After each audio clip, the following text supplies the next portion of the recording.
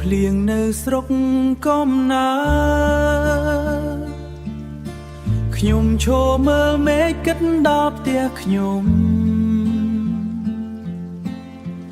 សំលេងម៉ែហៅនៅក្នុងចិត្តខ្ញុំ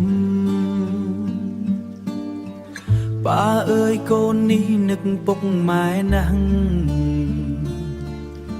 ផ្លូវជីវិតនាំឲ្យកូនចាកឆ្ងាយព្រោះកូនកាត់កាយត្រូវមានគ្រួសារទុកឲ្យពុកម៉ែនៅផ្ទះកំព្រាកាយា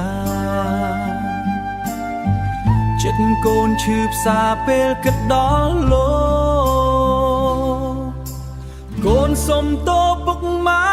អើយដែលកូនចាកចេញដោយមិនបានគិតឲ្យពុកម៉ែ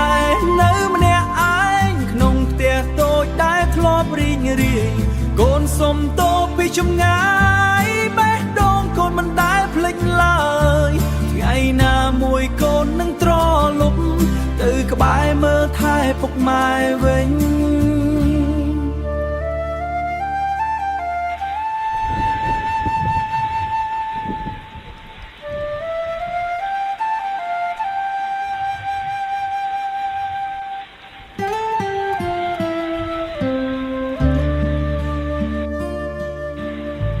រូបភាពចាំងកូននៅចងចាំថ្ងៃដែលពុកម៉ែធ្វើការដើម្បីកូនអំពើល្អដែលកូនមិនតន់សង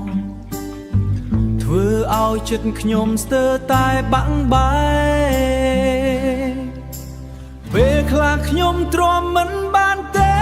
ទឹកភ្នែកហូរនៅក្នុងភាពអានទេទឹកភ្នែកហូរនៅក្នុងភាពឯកោចង់ត្រលប់ទៅឃើញមុខម៉ែឮសំឡេងប៉ាហៅ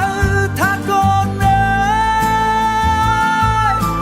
ពុកម៉ែអើយសូមរងចាំកូនថ្ងៃជោគជ័យកូននឹងវិលវិញមិនឲ្យពុកម៉ែនៅឯកោទៀតទេកូនសន្យាដោយបេះដូងនេះ